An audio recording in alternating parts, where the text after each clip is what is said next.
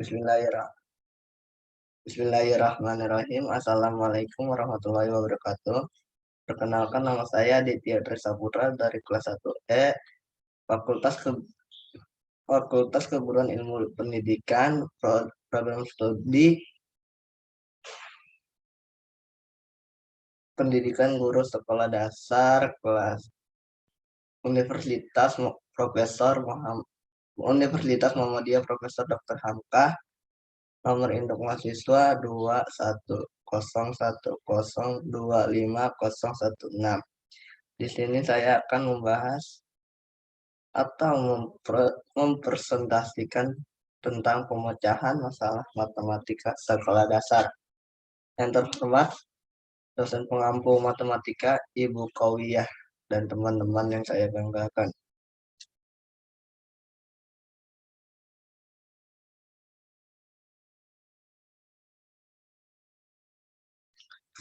Menurut Rahmadi, sebagian besar ahli pendidikan matematika menyatakan bahwa masalah merupakan pertanyaan yang harus dijawab atau direspon. Pemecahan masalah ialah upaya individu atau kelompok untuk menemukan jawaban berdasarkan pemahaman yang telah dimiliki sebelumnya dalam rangka memenuhi tuntutan situasi yang tidak seperti biasanya. Menurut Santiasa,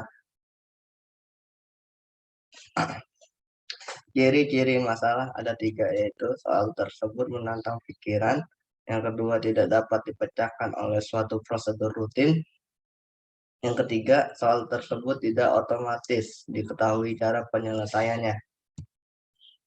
Istilah pemecahan masalah dalam pembelajaran matematika. Yang pertama adalah problem solving is a goal. Pembelajaran tentang bagaimana menyelesaikan masalah merupakan alasan utama belajar matematika. Yang kedua, problem solving is a process. Yang diperhatikan adalah metode, prosedur, strategi, dan heuristik yang digunakan sesuai dalam menyelesaikan suatu masalah. Yang ketiga adalah problem solving a basic skill. Baik secara eksplisit maupun implisit sering diungkapkan adalah keterampilan pemecahan masalah. Beberapa prinsip penting dalam pemecahan masalah berkenaan dengan keterampilan ini haruslah dipelajari oleh semua siswa. Untuk mendapatkan solusi pemecahan masalah matematika, perlu adanya metode ataupun strategi dalam pemecahannya. Pemecahan masalah, belajar harus berpikir, mencoba hipotesis, dan bila berhasil memecahkan masalah itu, ia mempelajari sesuatu yang baru. Ada 4 solusi pemecahan masalah matematika. Yang pertama adalah pelajar dihadapkan dengan masalah. Yang kedua, pelajar merumuskan masalah itu. Yang ketiga, merumuskan hipotesis. Dan yang keempat, menguji hipotesis. 4 langkah fase penyelesaian masalah menurut Polya. Yang pertama adalah memahami masalah. Tanpa adanya pemahaman terhadap masalah yang diberikan, peserta didik tidak mungkin mampu menyelesaikan masalah tersebut dengan benar. Yang kedua, menyusun rencana penyelesaian. Dalam fase ini, kemampuan sangat tergantung pada pengalaman peserta didik dalam menyelesaikan masalah. Semakin bervariasi pengalaman peserta didik, ada kemungkinan siswa semakin kreatif dalam menyusun rencana penyelesaian masalah. Yang ketiga adalah menyelesaikan rencana penyelesaian. Jika rencana penyelesaian masalah telah dibuat baik secara tertulis ataupun tidak, kemudian dilakukan penyelesaian masalah sesuai dengan rencana yang tepat. Yang keempat adalah mengecek kembali. Melakukan pengecekan kembali terhadap semua langkah yang telah dikerjakan.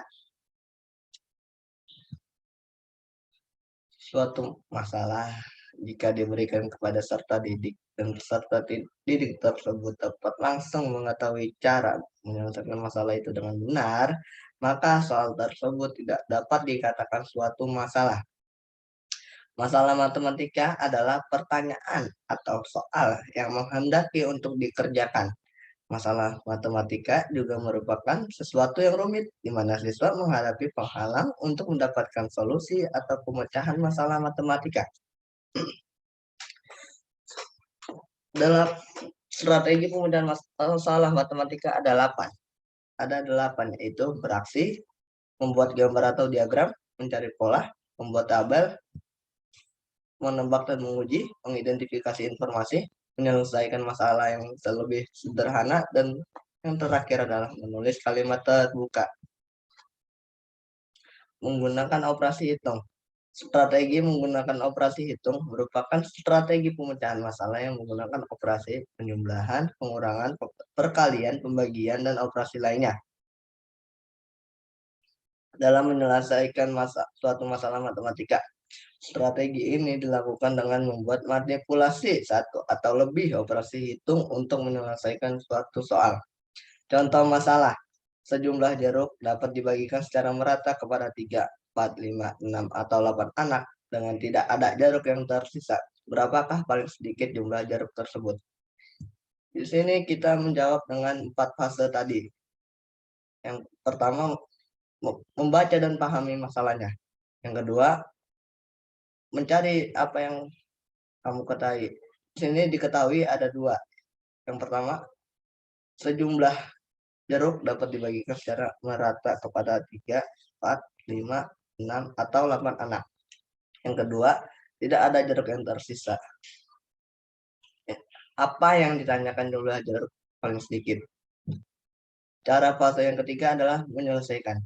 Contohnya seperti sebuah bilangan dapat dibagi dengan bilangan 3, 4, 5, 6, atau 8, maka bilangan tersebut merupakan kelipatan 3, 4, 5, 6, atau 8. Yang kedua, penyelesaiannya, jumlah jeruk paling sedikit berarti yang dicari adalah kelipatan persekutuan terkecil KPK 3, 4, 5, 6, 8 sama dengan 120.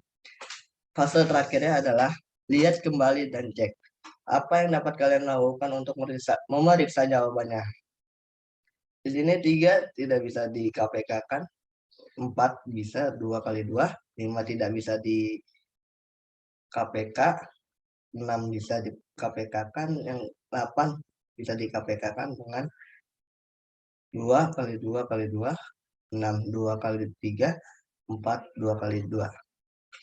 KPK-nya adalah 2 kali 2 kali 2 kali 3 kali 5 sama dengan 120. Jadi, jumlah jeruk yang paling sedikit adalah 120.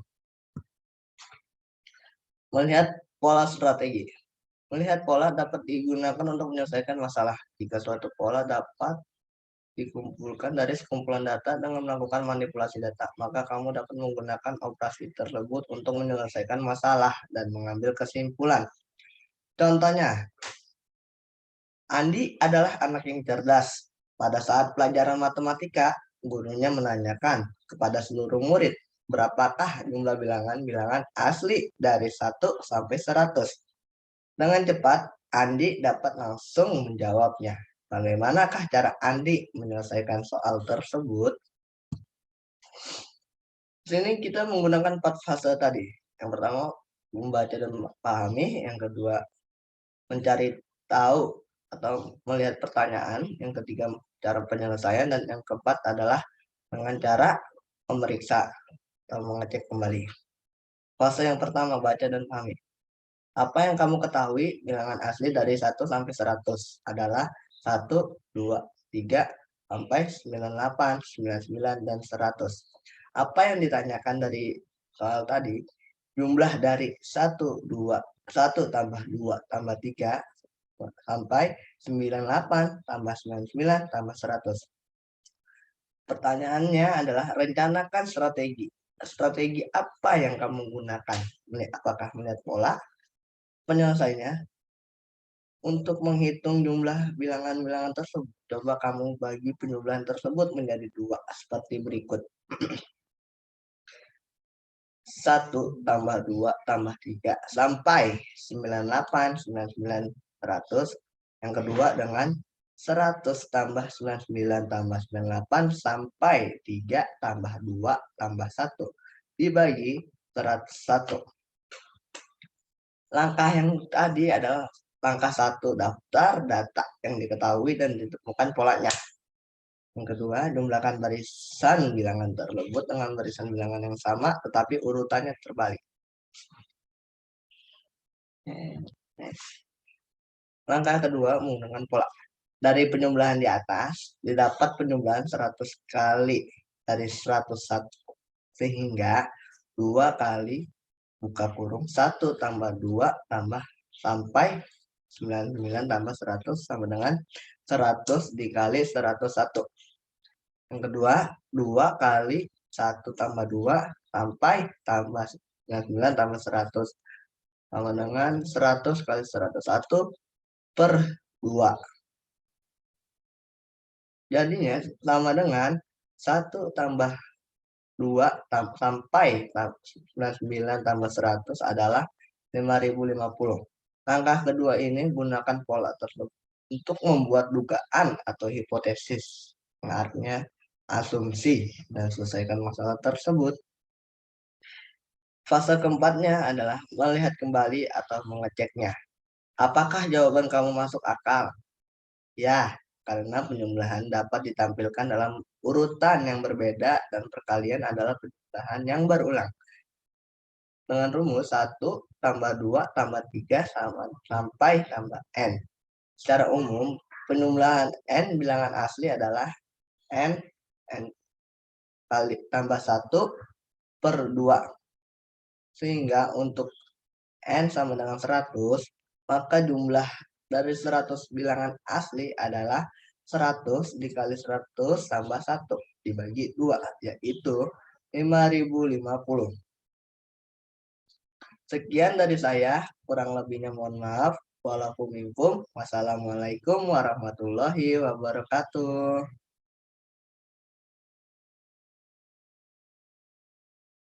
Dek.